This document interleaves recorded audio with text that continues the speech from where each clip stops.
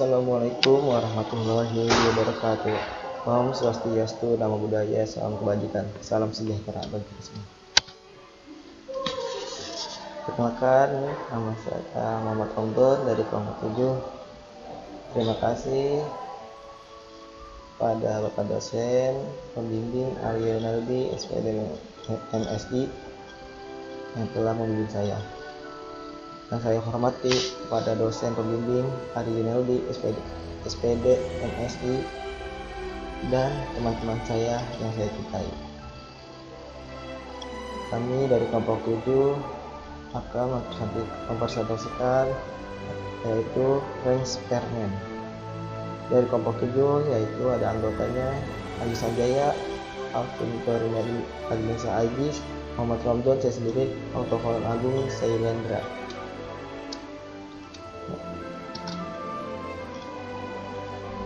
Pengertian korelasi Spearman.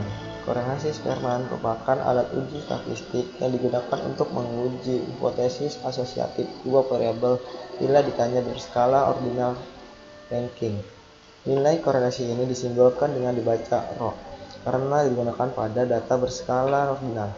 Untuk itu, sebelum dilakukan pengolahan data kuantitatif yang akan dianalisis perlu disusun dalam bentuk ranking.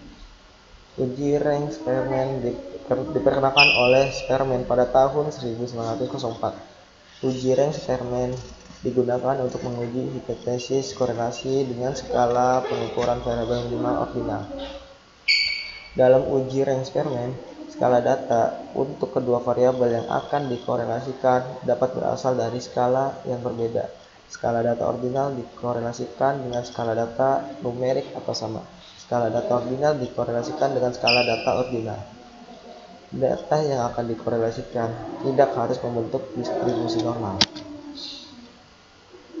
Tujuan analisis korelasi rank Spearman. Ada beberapa tujuan umum pada saat seseorang hendak melakukan uji. Yang satu ini seperti misalnya melihat keeratan hubungan dari dua variabel. Setelah bisa mendapatkan keeratan hubungan dari dua variabel, uji ini juga bisa melihat jenis hubungannya. Hasil akhir dari uji korelasi Spearman biasanya berupa angka-angka yang kemudian bisa dikategorikan dalam beberapa hubungan. Nah, dari angka tersebut bisa dilihat beberapa signifikan hubungan yang terjadi. Maksud dari signifikan di sini adalah bagaimana satu variabel mempengaruhi dengan sangat atau bahkan tidak berpengaruh sama sekali terhadap variabel lainnya.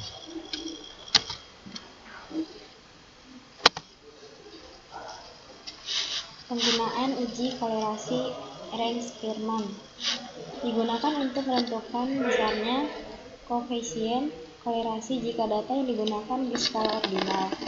Rumus yang digunakan yaitu P sama dengan koefisien korelasi Spearman, dibacanya rho, D sama dengan selisih ranking, dan Y, N sama dengan jumlah sampel. Langkah-langkah uji rank Spearman. 1.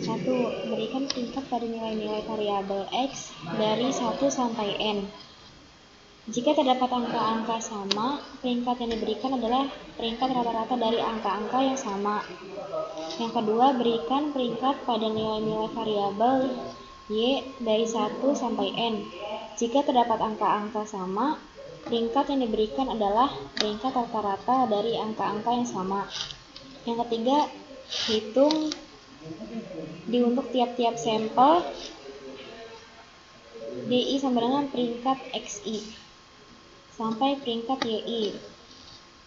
4. Kuadratkan masing-masing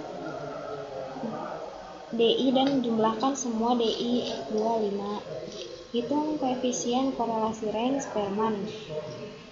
P baca RHO sama dengan 6 bila terdapat angka-angka yang sama. Nilai-nilai pengamatan dengan angka sama diberi ranking rata-rata. Kriteria terima dan tolak hipotesis.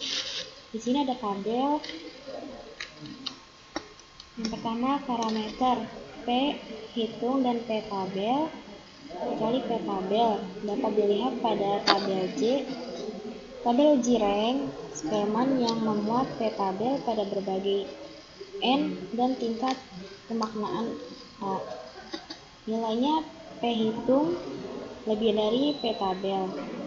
Interpretasinya HO ditolak, HA diterima. P hitung lebih kecil dari P tabel, HO diterima dan HA ditolak. Yang kedua, kekuatan kolerasi P hitung. Itu nilainya ada 0,00 sampai 0,199, 0,200 sampai dengan 0,399, 0,400 sampai dengan 0,599, 0,600 sampai dengan 0,799, 0,800 sampai dengan 1000.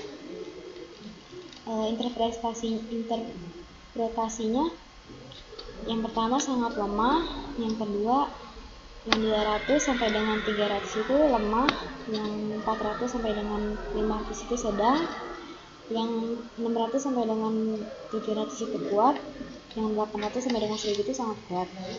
Yang ketiga, arah kolerasi P hitung.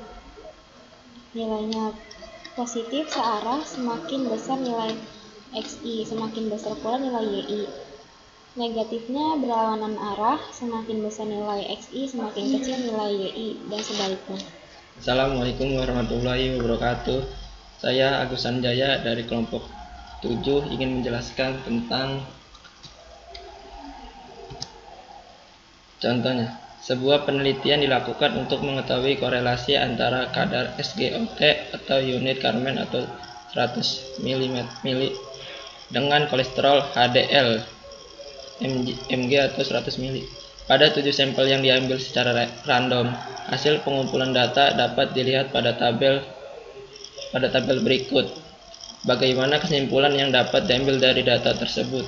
A sama dengan 0,01. Catatannya, hasil uji normalitas data tidak terdistribusi normal. Contoh soal. Berikut ini adalah data hubungan antara nilai ujian tengah semester atau UTS X dengan nilai ujian akhir semester UAS Y. Dari 12 responden, ini tabelnya. Buktikanlah hipotesis yang berbunyi terdapat hubungan yang positif antara nilai UTS dan UAS dengan menggunakan data tersebut. Saya akan melanjutkan presentasi dari teman saya. Jawaban. 1. Merumuskan hipotesis.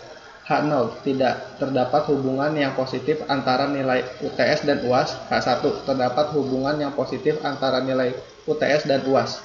2. Menentukan taraf signifikasi. Nilai A sama dengan 0,05. Menghitung nilai ROH. Untuk menghitung nilai ROH, maka harus disusun tabel seperti berikut. Tabel yang di samping.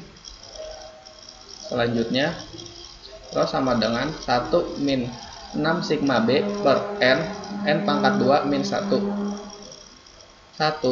1 dikurang 6,334 per 12 pangkat min 1. 1 dikurang 1,168 atau sama dengan 0,168. Jadi nilai hitung ROH sama dengan min 0,168. Tanda min hanya menunjukkan arah hubungan dua variabel negatif.